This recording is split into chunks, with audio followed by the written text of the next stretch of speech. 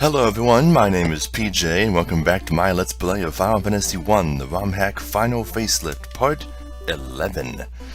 Now, as usual, I have made several horrible mistakes and I'm ashamed to call myself a master of one of my favorite Final Fantasies in the series, so I have made a list of all the mistakes that I made. So, for starters, the house restores about 120 hit points to everybody and completely restores everyone's spell slots. There is no perfect outdoor inn, even though it costs like 3,000 gil. I think they were upgraded in the remakes. I don't remember. I'm just a big screw up, I guess. Anyway, I don't have any level 6 spell slots, so I didn't buy any. I maxed up my cure potions, I stole all my extra gear, blah blah blah. I missed one of the chests in this maze up here. It just contained like 1,500 gil. Wasn't that big a deal.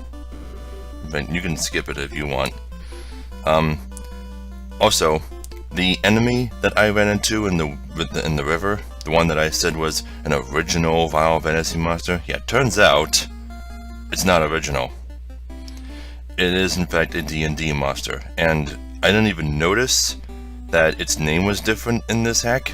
It was like called an Otyuf or an Otyu or something like that, and that is in fact a D&D monster. In fact, the Neochu, which is a recolor that we'll be running into later, is also based on a D&D variety of the Otyuf or whatever it's called.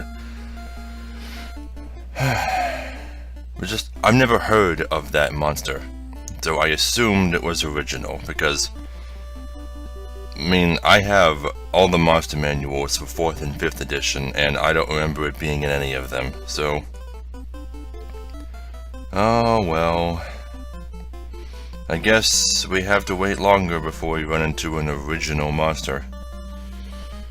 I mean, Molboros and Behemoths and Chocobos and stuff don't appear in the series until the second game. So, who knows when we'll run into something that Square actually made. Anyway, we are in fact where I said we would pick up again in the next episode, so down the stairs. Let's see, this floor. The 3rd and 4th floors don't have any treasure, so this one, you want to go right. And don't even worry about the lava, it only does 1 damage per step. Hellhound, that is the recolor of the Hyaenodon. Oh, I've never gotten to show this status effect. Well, it hasn't happened until now. Well, it's gone now. I mean, I don't know if Zash is stunned and asleep. Probably not. I don't know if status effects can stack in this game. Negative ones, it is.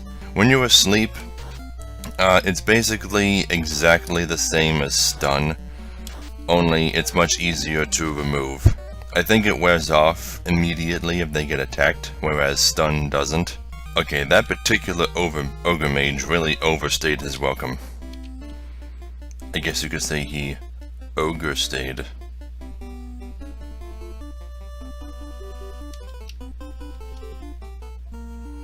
Alright, moving on.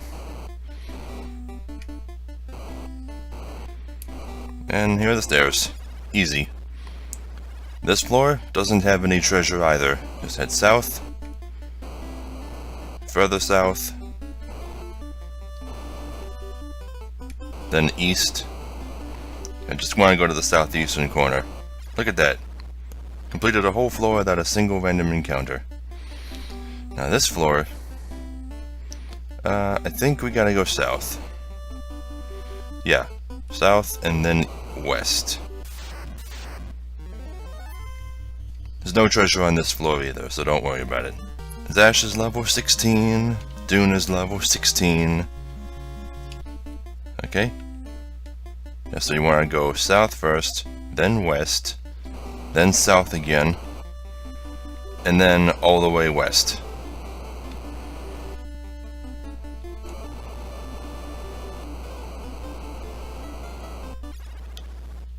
Okay, and now we're on the second to last floor. Give me a second while I heal up. Okay, this isn't actually all that big or long of a dungeon, it's just that all of the treasure is gotten from detours. Like this floor, for example, is nothing but detours with treasure. This first room, for example, has a couple of chests right here. Okay, well that thing's dealt with. Okay, so a soft. Now, this soft, I gotta talk about something. This game has a unique feature, one that I have never seen in any other game, called duplicate items. And basically, this soft actually exists in multiple treasure chests. It is only one soft, but you can get it from any of those chests. And as soon as you get it, the other chests will be empty. And there are a few of these duplicate items in this game. And there's actually another one in this very dungeon, and I'll point that out once I find it. I don't know how or why it works. 2750 go. So, moving on.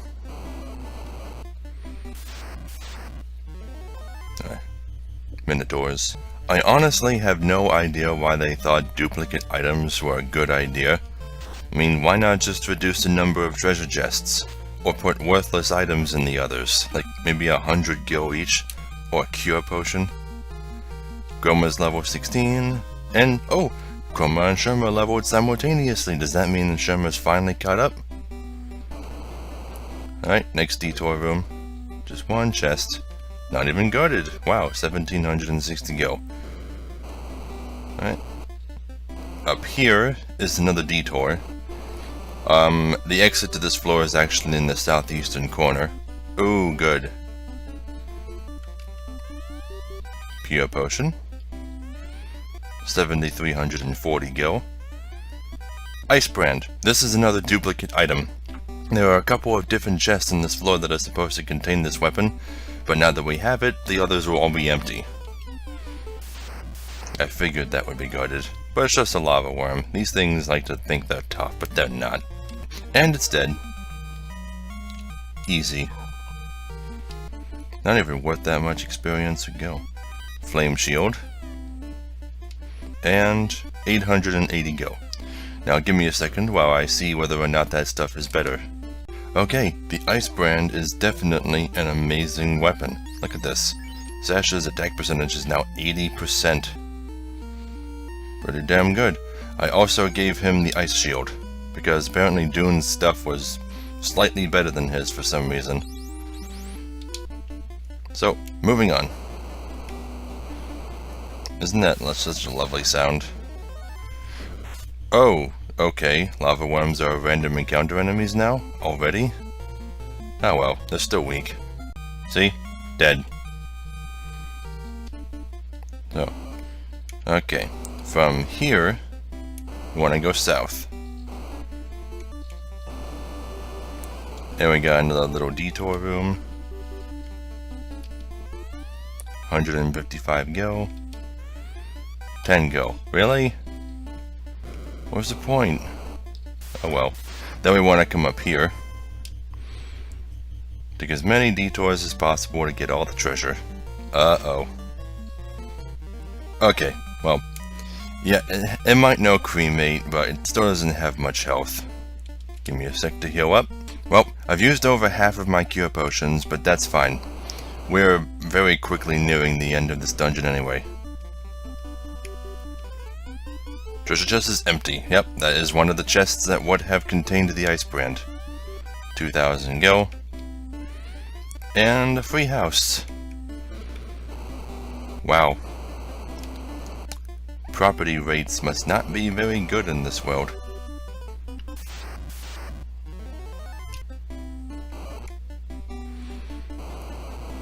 Okay. Another little treasure room. Is that an encounter spot? Maybe not.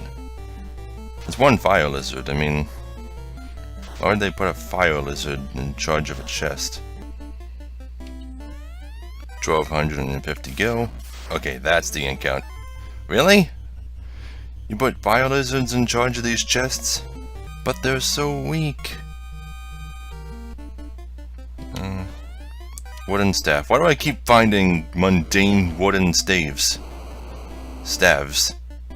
That's actually a common misconception. It's not pronounced stave. Stave is not a word. Staves is the plural that people usually use, but it's actually supposed to be pronounced staves.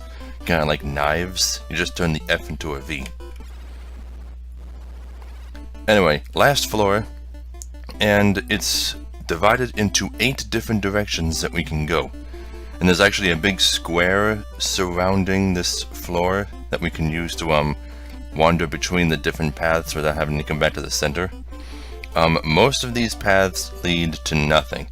We want to go southwest to reach the boss, west to reach a new piece of armor which is guarded by a strong monster, and east, northeast, and southeast all lead to duplicate chests that would have contained that soft that we got on the previous floor.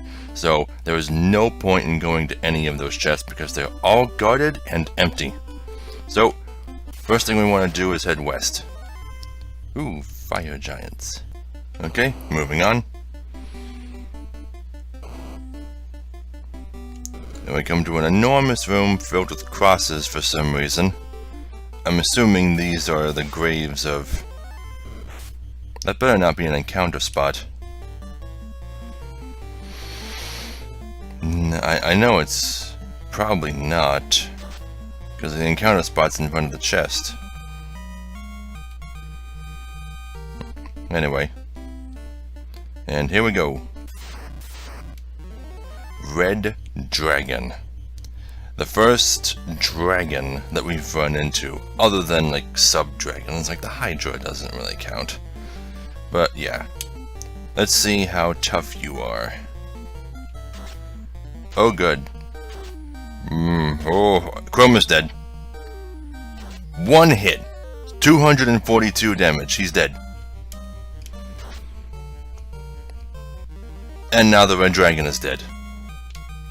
Well, it's a good thing I have the life spell. Oh boy. I was afraid of that. Okay. Revives him with 1 hit point. Give me a sec while I heal him up to full. He sure gives an awful lot of money though, that red dragon. I could fight him again if I wanted, but I don't want to. Not if he can one-shot Chroma so easily. Flame Mail, which would normally make me resistant to fire. But elements don't work, so... That is an encounter spot? You put 2 encounter spots in front of that chest? Oh well.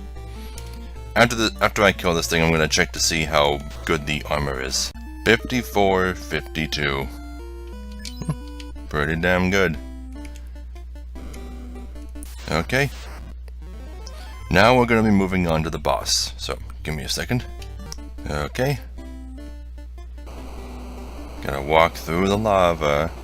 Not like it's even all that bad.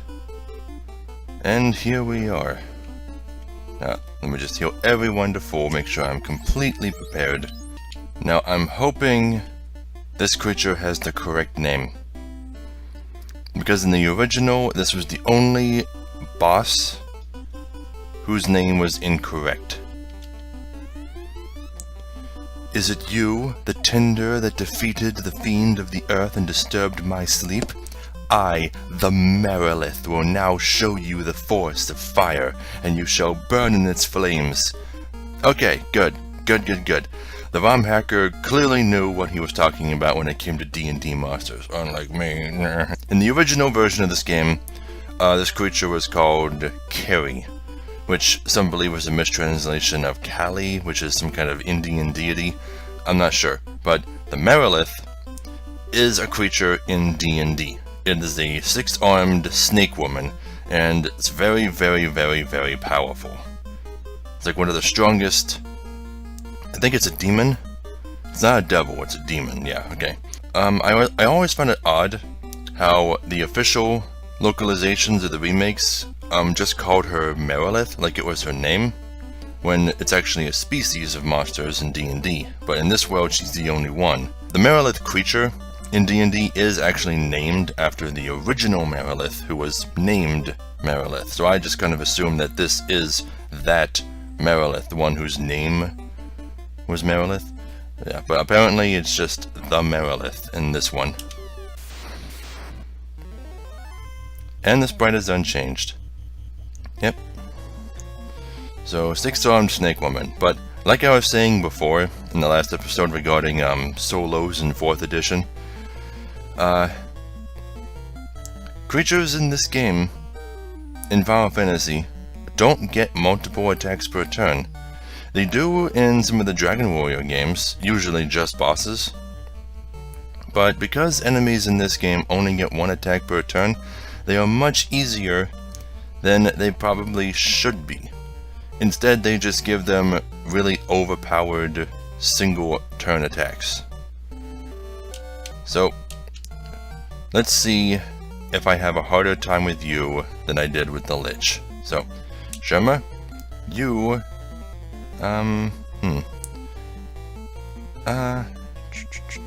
yeah, I guess I didn't buy the Protect spell. Alright, in that case, cast Heal on the party preemptively. And you start casting Haste on the fighters. 52 damage. Oh, Chrome is dead. Okay. Why does Chroma keep getting one shot? Okay, this is risky, but I'm gonna try and resurrect him mid-combat. What? It didn't work? Why not? It's not like the resurrection spell in Dragon Warrior. It doesn't have like a 50% chance of failure. At least, not in the remakes. Let's try that again.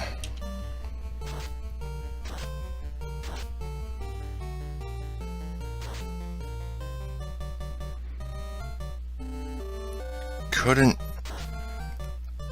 What the hell does that even mean? I don't remember there being a chance of failure. Fine, whatever. I'll just heal the party. I'm out of spell slots for heal 2, but... Goddamn, okay. Heal. I mean... Even so... Oh, okay, Sherma's dead now too. Even so, I probably won't die. Zash and Dune are very tough. But now Dune is blinded. But it still won't cause him to miss. Oh, look at that, she's defeated. But goddamn. Okay, she was definitely tougher than the Lich, and I'm glad for that. But why'd she have to kill both of my mages? And why the hell wasn't life working?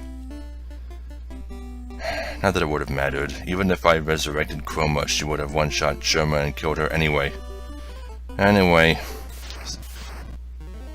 Nope. Can't deal with you. Running away. Okay. Fire altar. And now 2 crystals are lit. I'm guessing the ROM hacker couldn't be bothered to make the crystals different colors. I should have noticed that before. But the crystal's colors are supposed to be Earth is yellow, fire is red, water is blue, and wind is green. In the PSP remake, they have their proper colors. So, warp out, and I'm going to be running from every encounter from here back to Crescent Lake. So, I'll see you there. Okay, we're back at Crescent Lake, and I had to go into my menu real quick to cure someone's poison. And I accidentally used a cabin and found out that you can use them on the river. I can just camp out on the river in my canoe. What the hell? I don't think you can do that in the remakes. Doesn't make any sense. Let's go talk to the Circle of Sages and see if they say anything else about the Fiend of Fire. We must use force only for just purposes. Well, you didn't say that before, but that doesn't help me at all. 400 years ago, we lost control of the wind.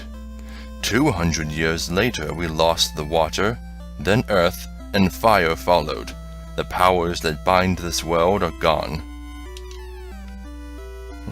Oh, that's it. I spoke to everybody. It didn't help me at all. That's unusual. I guess at this point you're just kind of left on your own to figure out what to do next. I haven't found any NPCs that explain what you're supposed to do next, but... Guess you're supposed to go out and explore. Let me check to see if anyone has any... Ooh, they do. Level 6 spell slots. So I guess I... Oh, right, there is one thing I wanted to talk about, actually. The warp spell that Chroma can learn once he becomes a black wizard. That's a confusing thing, actually. That spell is originally known as... Well, in the remakes it's called Teleport, and it does take you back to previous floors. And Exit for white mages takes you out of the dungeon completely. But calling it warp in this game is super confusing because in the remakes there's a higher level spell called warp, which is a death all spell. So I don't know why that's important, but it confused me when I was reading the list of spells in the remake. So let's see. Now that I can finally use level 6 spells, what can I get? Can she learn Exit? Or does she have to be a... Yeah, she has to be a white wizard. Well then I guess for now... Nah, I'll save my money. Let's see what they got at the black magic shop. Bolt 3. Rub, Quake, and Stun. Don't want any of those. Give me Bolt 3. Oh yeah.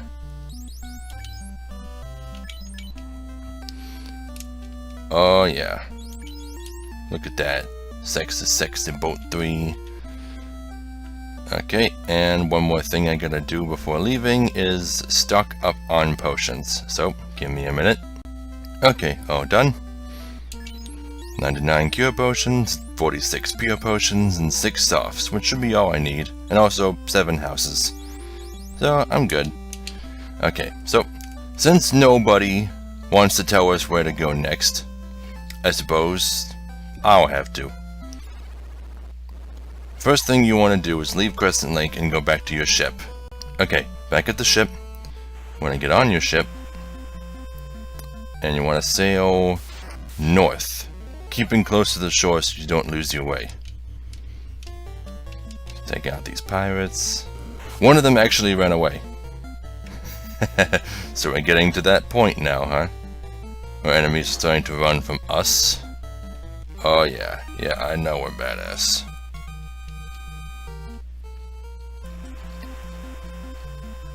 Yeah, so right through this little reef, I don't know what it's called.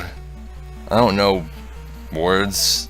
I really need to expand my vocabulary. I haven't actually had this app on my phone, which is supposed to teach you 3 new words per day. I haven't used it since the day I downloaded it. Anyway, well, okay, actually I want to show this off. You could dock here. And if you head northwest from here, it actually takes you back to Provoca. Give me a second. Okay, but see the riverbank here? Is it a riverbank? I don't know. Anyway. See that? We can get off the canoe right from the ship, which means we can now dock at rivers and then just step right off. Really expands the amount of places you can land. So, this is a bit more complicated of a maze. I might get lost a couple times trying to find my way to where we're supposed to go. Let me open up the world map. Okay. That white dot just to the west of us is where we want to go. That is the ice cave. It's our next destination.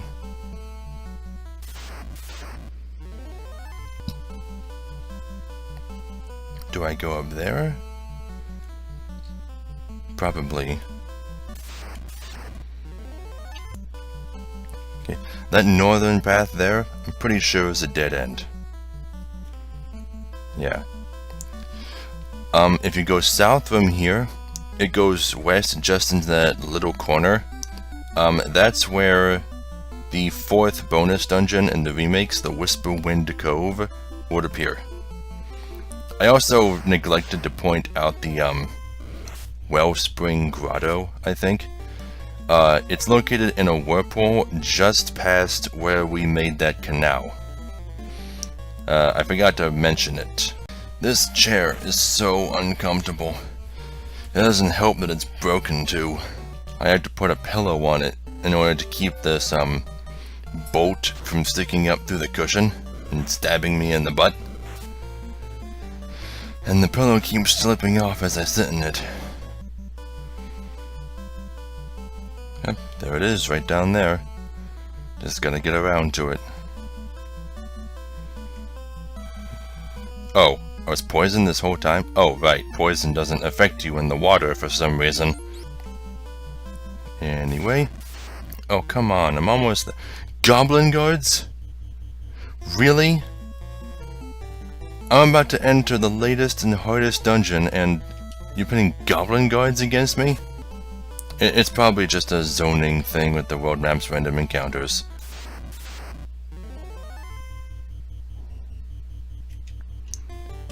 Fine, you want attention?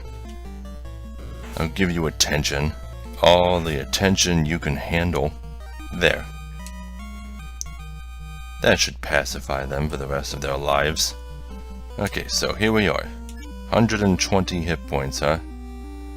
It's not quite enough to heal Shermer to full. So, let me cast Heal 2 on everyone. Even outside of combat, that's pretty powerful. Then I will use a house. There we go. Now everyone is back to complete fullness? Maximum efficiency. And we've saved. So, let's see. 45 minutes. The ice cave isn't that big. It feels longer though, because it's kind of mazy and there are a lot of encounter spaces.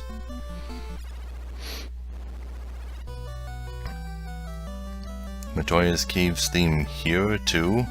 That's so weird that they use Matoya's Cave for a hostile dungeon. I can understand you using it in all of the friendly caves like Sardas and Mount Dwargar, but here? Really? That is a lot of Pisco demons. Okay, let's go. Wow. Pisco demons are really, really weak now. They do 1 damage to Zash and Dune, and only about 32 to Shermer. The only problem is that they keep doing about 40 damage to Shermer. There's a lot of them. Okay, they're dead. Now, the first floor of this cave is pretty much a straight line until you reach the first staircase. There it is. South from here is a dead end. Don't bother. You come in here. This room is a perfect square. It does not matter which direction you go because you have to end up at the opposite corner no matter what. Mind Flayer, the creature that the Pisco demons were based on.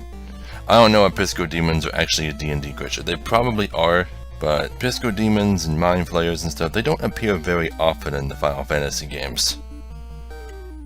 Anyway, let's see how tough these things are. They still only do 1 damage to Zash and Dune, and they die in 1 hit. Trance? Oh, good. It's a stun all spell, just what we needed. Oh well, they're dead. Alright, so keep going. You can go west or south, doesn't matter. Eventually you'll have to go the opposite direction. And eventually end up in the southwestern corner. Wraiths and a specter. Well, let's attack the specter. And have Shermer cast harm. Dead in 1 hit. Should have guessed as much. That doesn't do as much as I hoped it would. Oh well, this just means that Chroma and Sherma can finish them off easily with their weapons. Okay, moving on. Then we come to this super tiny floor, and I'm pretty certain that center square right there, the one to my right, is an encounter spot, full of wolves. No? No encounter spot? I could have sworn. I always run into an encounter there. Oh well, but we will be running into encounter spots full of wolves. And also random encounters full of wraiths. Zash is level 17, and so is Dune. Excellent. I'm doing pretty good. We're this far in, and I'm only just now using my cure potions. Normally I come to this place right away before tackling Mount Gurgu, so it's much harder.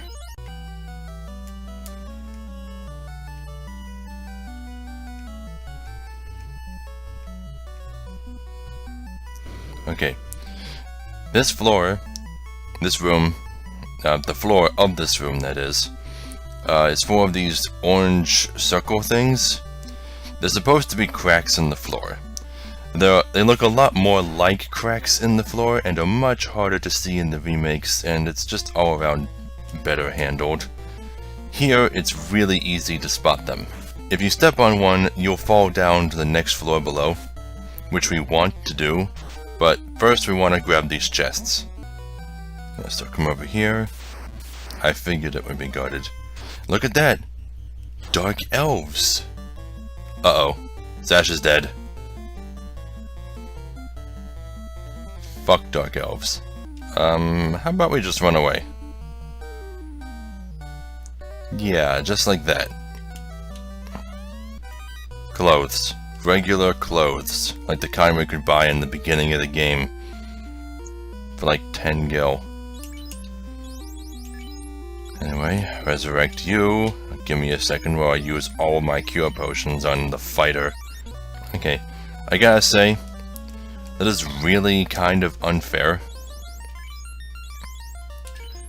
Non-boss enemies should not have instant kill spells until we have access to things that make us immune to it.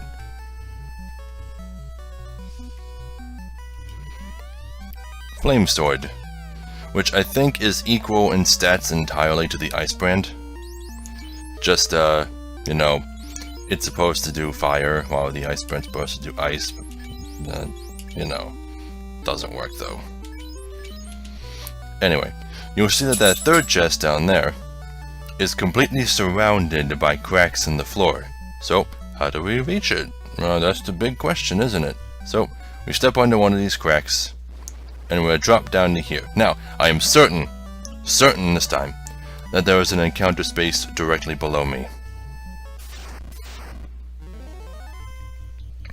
I thought it would be full of wolves, but this is fine too. Means I can cast harm. Goody. Now, this floor, you see those lighter gray tiles over there? Those are supposed to be ice spikes. And walking through them has the exact same effect as poison and lava. Don't ask me how that works. East from here is a dead end, but west there's treasure. Probably guarded too. By white dragons. Oh my god, I'm going to have to fight these things twice, aren't I?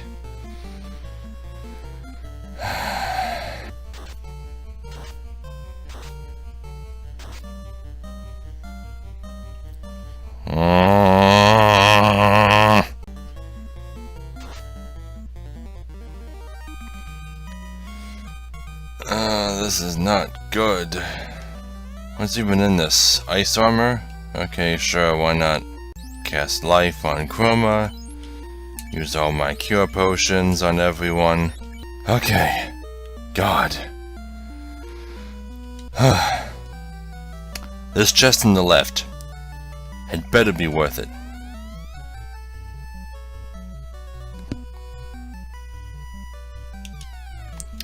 Okay, what am I full of? I am full on armor. Okay, I'm going to drop this cloth armor Okay, now it's gone forever. I don't know how that works in JRPGs. If you discard an item, it's just gone. Like, you drop it on the floor. Where'd it go? It's supposed to be on the floor, right? It's not, though. You can't get it again. It's gone forever. Now, what are you?